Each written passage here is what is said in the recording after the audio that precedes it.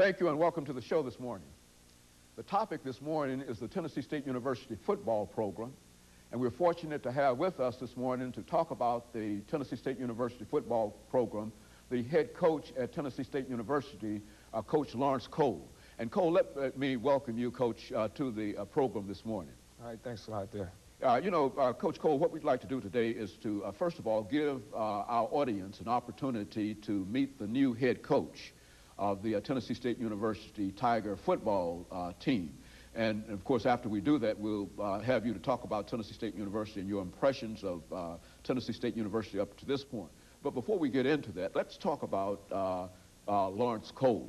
That is to have him to give us, and take some time to give us some information about your background, your education, your career, and some of the things that have been important in terms of leading you to the head football position, coaching football position at Tennessee State University. All right, I'm originally born in Springfield, Ohio, from a family of 9 boys. I'm the 4th oldest. Mother and father kind of carried a big stick when I was coming up, you know, especially when you got a large family like I have. From there, I was raised in Dayton. My mother and father, they're from Alabama, so they have a real, Southern background, upbringing, church upbringing too, and that's just the way we were raised. My father was a very disciplined man, and he always raised us to say yes sir, no sir when you meet adults, and when you come through the house, you don't just walk past people, you speak to people, and he learned us the values about life. From Dayton, I went to Dunbar High School. From there, I went to the University of Nebraska, where I played college football at. I learned a lot there, also being a student athlete, and I was the first black captain chosen at the University of Nebraska, and also I was team captain and made some all Big 8 honors. And after leaving Nebraska, I had a chance with the New York Jets and had an opportunity to get in the pro ranks a little bit. Left the New York Jets and went to the Denver Broncos, and then went in the World Football League. Played in the World Football League for about 3 years. And then from there, I went back to Nebraska and, just started working on some graduate work and ended up getting into coaching. And I always always liked it, working with kids all the time. So that's always been a big factor of mine in my life. When you come from a large family, you're always around a lot of people because everybody in the neighborhood was at our house, with your 9 brothers. So I had 10 friends, my brother had 10 friends, so we all, the whole neighborhood always came to the house. But, I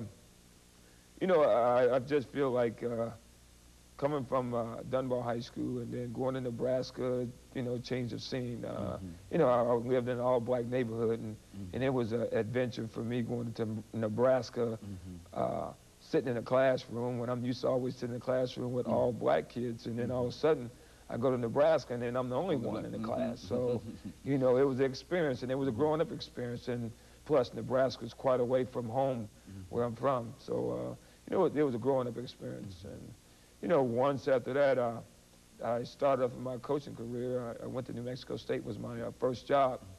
And my first job in New Mexico State, I coached outside linebackers, and my first salary was $11,000.